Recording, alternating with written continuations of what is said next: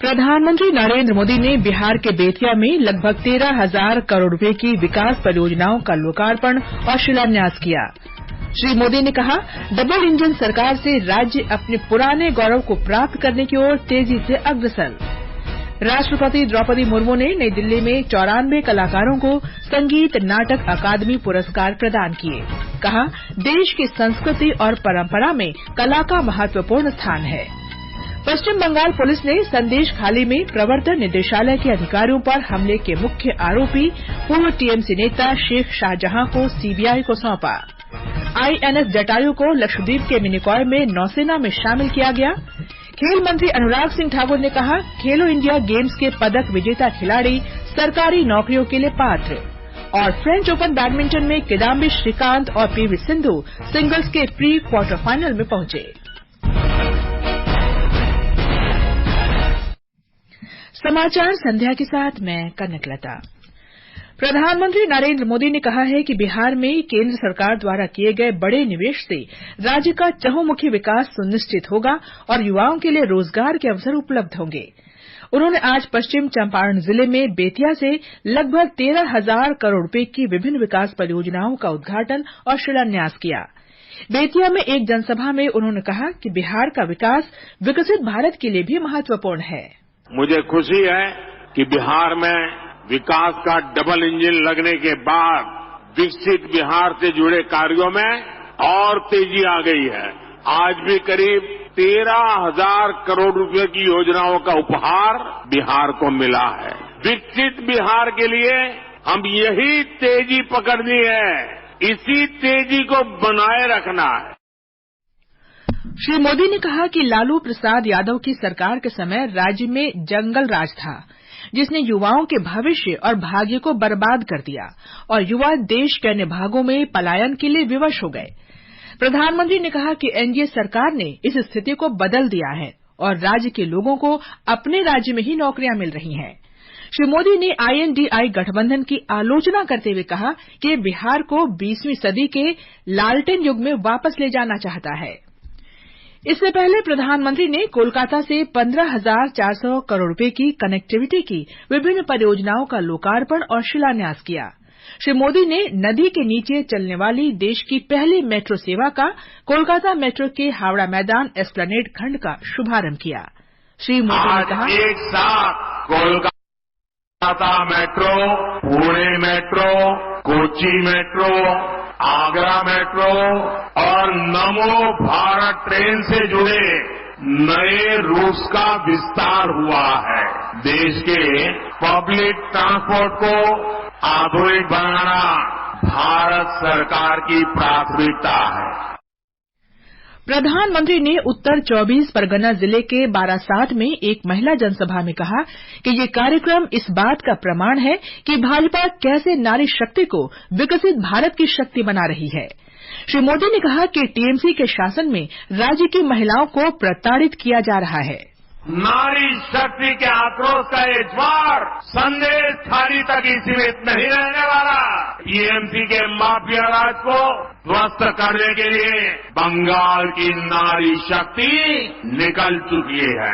संदेश खाली ने दिखाया है पश्चिम बंगाल की बहन बेटियों की बुलंद आवाज सिर्फ और सिर्फ भाजपा ही है। संदेश खाली में प्रवर्तन निदेशालय के अधिकारियों पर हमले के मुख्य आरोपी तृणमूल कांग्रेस के पूर्व नेता शाहजहां शेख को सीबीआई की हिरासत में दे दिया गया है। आज कलकत्ता उच्च न्यायालय के निर्देश के कुछ घंटे बाद सीबीआई ने शेख को हिरासत में ले लिया। कल भी न्यायालय ने राज्य को शाहजहां शेख को सीबीआई को सौंपने का आदेश दिया था, लेकिन प्रशासन ने इसे मानने से इनकार कर दिया था। प्रशासन ने इसके बाद सर्वोच्च न्यायालय में अपील दायर की, लेकिन न्यायालय ने इस पर तुरंत सुनवाई से इनकार कर दिया। ये समाचार आकाशवाणी से प्रसारित किए जा रहे हैं। ताजा समाचार जानने के लिए आप हमारे Twitter handle @AIR News Hindi को फॉलो कर सकते हैं। ये आकाशवाणी है। राष्ट्रपति द्रौपदी मुर्मू ने आज 94 कलाकारों को वर्ष 2022 और 2023 के लिए संगीत नाटक अकादमी पुरस्कार प्रदान किए। ये पुरस्कार संगीत, नाटक, नृत्य, लोक तथा जनजातीय कलाओं, कठपुतली और संबद्ध थिएटर कला रूपों के क्षेत्र में दिए गए। राष्ट्रपति ने 7 प्रतिष्ठित कलाकारों को संगीत नाटक अकादमी फेलोशिप अकादमी रत्न भी प्रदान किए। उन्होंने कहा कि भारत की संस्कृति और परंपरा में प्रदर्शन कलाओं का महत्वपूर्ण स्थान है।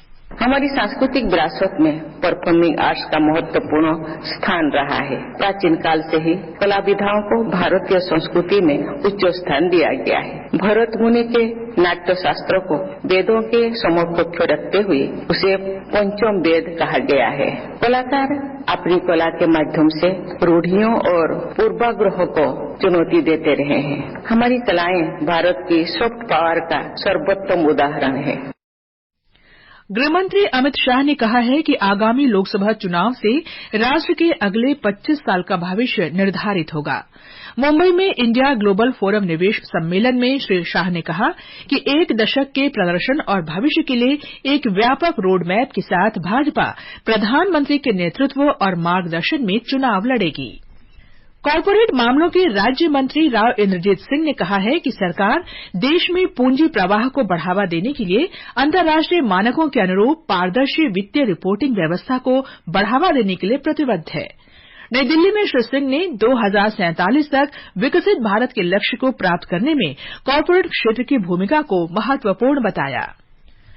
राष्ट्रीय अन्वेषण अभिकरण एनआईए ने बेंगलुरु के रामेश्वर कैफे में बम धमाके के आरोपी की सूचना देने वाले को 10 लाख रुपए का पुरस्कार देने की घोषणा की है। सूचना देने वाले व्यक्ति की पहचान गोपनीय रखी जाएगी। दिल्ली उच्च न्यायालय ने दिल्ली विधानसभा के शेष बजट सत्र से भाजपा के 7 विधायकों के निलंबन को रद्द कर दिया। 15 फरवरी को विधानसभा में उपराज्यपाल के संबोधन के दौरान व्यवधान डालने पर 7 विधायकों को निलंबित कर दिया गया था। निलंबित विधायकों ने अपने निलंबन को न्यायालय में चुनौती दी थी। नई दिल्ली में राष्ट्रीय युवा संसद समारोह में हरियाणा के यतिन भास्कर ने प्रथम, तमिलनाडु की वैष्णा पिचाई ने द्वितीय और राजस्थान के कनिष्क शर्मा ने तृतीय पुरस्कार जीता। समारोह में लोकसभा अध्यक्ष ओम बिरला ने कहा कि युवाओं की सोचने की क्षमता, कार्य के लिए उत्साह 2047 तक भारत को विकसित भारत बनाने में महत्वपूर्ण भूमिका निभाएंगे। ये समाचार हमारी वेबसाइट newsonair.gov.in और हमारे mobile app news on AIR पर भी उपलब्ध हैं। समाचार संध्या में आपका फिर स्वागत है। नौसेना ने आज लक्षद्वीप के मिनिकॉय में एक समारोह में नौसेना टुकड़ी मिनिकॉय को आईएनएस जटायु के रूप में शामिल किया। नौसेना प्रमुख एडमिरल आर हरिकुमार इस अवसर पर उपस्थित थे। एक रिपोर्ट। रणनीतिक रूप से महत्वपूर्ण लक्षद्वीप के द्वीपों पर सुरक्षा बुनियादी ढांचे को बढ़ाने में ये एक प्रमुख कदम है। कवारत्ती में आईएनएस द्वीप रक्षक के बाद ये लक्षद्वीप में दूसरा नौसैनिक अड्डा है। मिनिकॉय लक्षद्वीप का सबसे अंतिम दक्षिणी द्वीप है और नौसैनिक संचार की दृष्टि से महत्वपूर्ण है। इस नौसैनिक अड्डे के परिचालन से अरब सागर में समुद्री डकैती और मादक द्रव्य रोधी अभियान चलाने में सुविधा होगी। आईएनएस जटायु से लक्षद्वीप द्वीप समूह में नौसेना की पकड़ मजबूत होगी और क्षमता निर्माण तथा द्वीप क्षेत्रों के व्यापक विकास के नए युग की शुरुआत होगी। कोची से राजमोहन की रिपोर्ट के साथ समाचार कक्ष से आकर्षिता सिंह। विदेश मंत्री एस जयशंकर ने आज दक्षिण कोरिया के विदेश मंत्री चो ताई युल के साथ सियोल में भारत दक्षिण कोरिया संयुक्त आयोग की बैठक की अध्यक्षता की। डॉक्टर जयशंकर ने इस बैठक को व्यापक और उपयोगी बताया। उन्होंने कहा कि बैठक में विस्तारित द्विपक्षीय संबंधों, रक्षा, विज्ञान तथा प्रौद्योगिकी, व्यापार और कारोबार के क्षेत्र में सहयोग, लोगों के बीच विचारों का आदान प्रदान और सांस्कृतिक सहयोग बढ़ाने पर चर्चा हुई। We have grown from strength to strength in the years that have passed. We have become truly important partners for each other. We would be very much interested now in expanding it to new areas such as critical and emerging technologies, semiconductors, green hydrogen, human resource mobility, nuclear cooperation, supply chain resilience, etc. Khelo India games के पदक विजेता खिलाड़ी अब सरकारी नौकरियों के लिए पात्र होंगे। कार्मिक और प्रशिक्षण विभाग तथा खेल मंत्रालय ने सरकारी नौकरी के इच्छुक खिलाड़ियों के लिए पात्रता मानदंड में संशोधन किए हैं। नई दिल्ली में खेल मंत्री अनुराग सिंह ठाकुर ने कहा कि अब खेलो इंडिया के युवा, विश्वविद्यालय, पैरा और शीतकालीन खेलों में पदक जीतने वाले खिलाड़ी सरकारी नौकरी के लिए पात्र होंगे। The players who are the medal winners. In the Khelo India Youth, University, Para and Winter Games, they will be eligible for government jobs. Additionally, games and events have been clearly defined to ensure inclusivity across various sports. These revised rules mark a significant stride in supporting our athletes in making Bharat a sporting superpower. Paris में French open badminton tournament में किदाम्बी श्रीकांत और PV Sindhu singles के pre quarter final में पहुंच गए हैं। श्रीकांत ने चीनी ताइपे के चोउ तिएन चेन को और पीवी सिंधु ने कनाडा की मिशेल ली को पराजित किया, लेकिन एचएस प्रणॉय को पहले ही दौर में हार का सामना करना पड़ा। केंद्रीय उपभोक्ता संरक्षण प्राधिकरण ने सट्टे और ऑनलाइन गैम्बलिंग जैसी गैर कानूनी गतिविधियों से संबंधित विज्ञापन के बारे में निर्देश जारी किए हैं। प्राधिकरण ने कहा है कि ये पब्लिक गैम्बलिंग एक्ट 1867 के अंतर्गत प्रतिबंधित है। इसके बावजूद इसमें बढ़ोतरी हो रही है। प्राधिकरण ने कहा कि कानूनी तौर पर प्रतिबंधित गतिविधियों के विज्ञापन पर कड़ी नजर रखी जा रही है। जलशक्ति मंत्रालय ने बांधों की अंतर्राष्ट्रीय उत्कृष्टता केंद्र की स्थापना के लिए भारतीय विज्ञान संस्थान बैंगलोर के साथ एक समझौता ज्ञापन पर हस्ताक्षर किए हैं। इससे राष्ट्रीय संस्थानों को वैश्विक संस्थानों के समान विशेषज्ञता से लैस करने और बांध सुरक्षा में मेक इन इंडिया को सशक्त बनाने में मदद मिलेगी। रिजर्व बैंक ने कार्ड जारी करने वाले बैंकों और गैर बैंकिंग संस्थाओं के लिए नए दिशा निर्देश जारी किए हैं। रिजर्व बैंक ने कहा है कि कार्ड जारीकर्ता कार्ड नेटवर्क के साथ ऐसी कोई व्यवस्था या समझौता न करें जो ग्राहकों को अन्य कार्ड नेटवर्क की सेवाओं का लाभ उठाने से रोकता हो। आकाशवाणी का समाचार सेवा प्रभाग आज साप्ताहिक कार्यक्रम चर्चा का विषय में वैश्विक अंतरिक्ष अर्थव्यवस्था में भारत के 5 गुना वृद्धि के लक्ष्य पर चर्चा प्रसारित करेगा। इसे रात 9:30 बजे से आकाशवाणी एफएम गोल्ड और अतिरिक्त मीटरों पर सुना जा सकेगा। अंत में मुख्य समाचार एक बार फिर। प्रधानमंत्री नरेंद्र मोदी ने बिहार के बेतिया में लगभग 13,000 करोड़ रुपए की विकास परियोजनाओं का लोकार्पण और शिलान्यास किया।